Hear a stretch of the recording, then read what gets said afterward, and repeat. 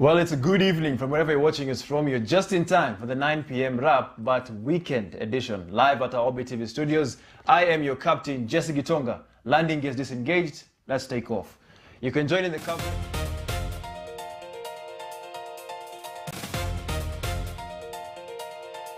on my social media platforms at the Jesse Tosh.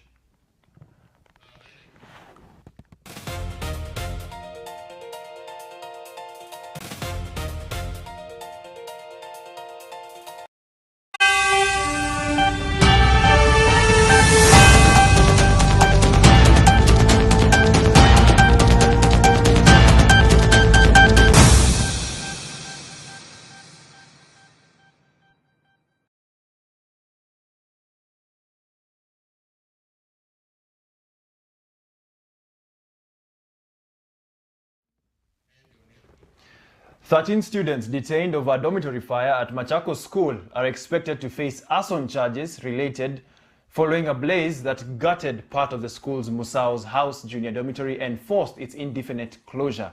According to reports, the fire broke out at night in the dormitory, which houses approximately 130 students, prompting an emergency response from the school administration and security agencies. No injuries or fatalities were reported, though students' property was destroyed. Police detained 13 students in connection with the incident, with investigations continuing into whether the fire was deliberately started. The closure came amid following a disputed football result that saw the school's soccer team regain the Machakos Central zonal title on appeal, and they suffered a heavy defeat in a replay. As is standard practice in similar cases nationwide, students facing arson allegations typically appear before a magistrate, where they are given the opportunity to plead to the charges, with courts routinely granting cash bail pending further investigation.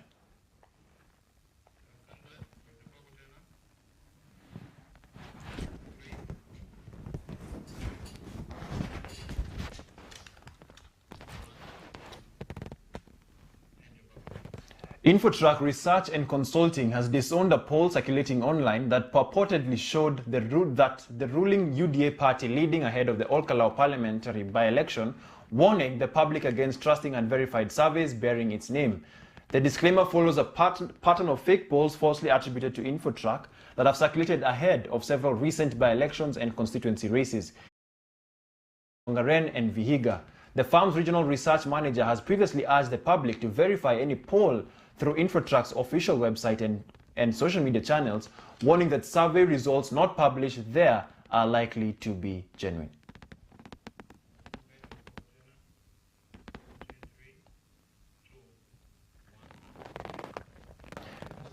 On to the next story. Interior Cabinet Secretary Kipchumba Murkomen says detectives are investigating the identity and motive of heavily armed masked men who stormed Thursday Olkalau by-election in a convoy of unmarked vehicles, dispersing residents with tear gas and assaulting journalists.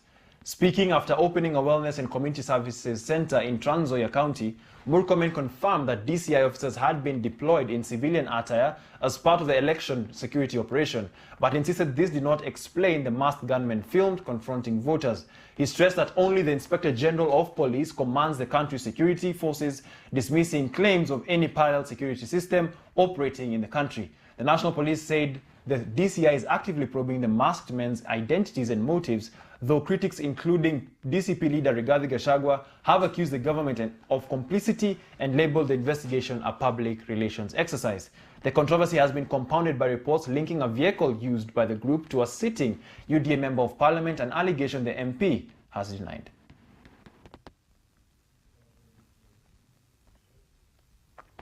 Police have arrested two suspected criminal gang members linked to a series of violent robberies in Kwale County following an intelligence-led raid on a hideout in the Diani area.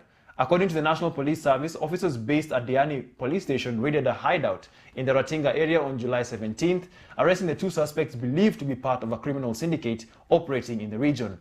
During the search, officers recovered a panga, 10 rolls of cannabis sativa, and 2 mobile phones suspected to be stolen property.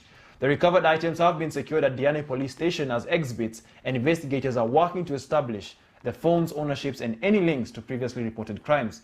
The two suspects remain in custody undergoing processing ahead of the expected arraignment in court. National Police Service said a multi-agency manhunt is underway to apprehend other members of the criminal syndicate believed to be still at large. A multi-agency security operation has recovered 10 head of stolen cattle in Turkana County following a coordinated intelligence-led raid targeting livestock thieves in the region.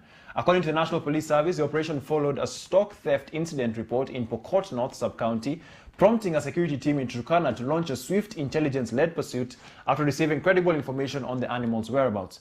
Officers tracked the stolen cattle to Namakat village in Kalemgorok Sub-County, Aro Sub-County, where the livestock was recovered before being transported to the anti-stock theft unit camp in Kanuk for processing. The recovery forms part of ongoing efforts and under ongoing regional security operations targeting banditry and cattle rusting across Turkana and neighboring counties including West Pokot, Samburu, Baringo, Elgeyo Marakwet, Laikipia, Isiolo, and Marsabit.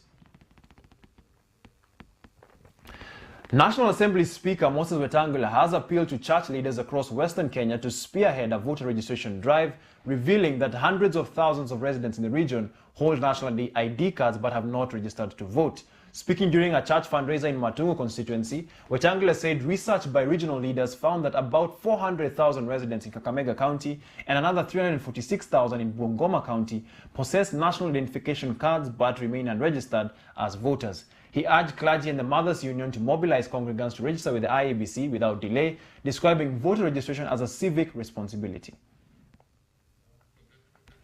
Well, let's take a short commercial break, but remember to buckle up. We'll be having a very interesting sports section. See you soon.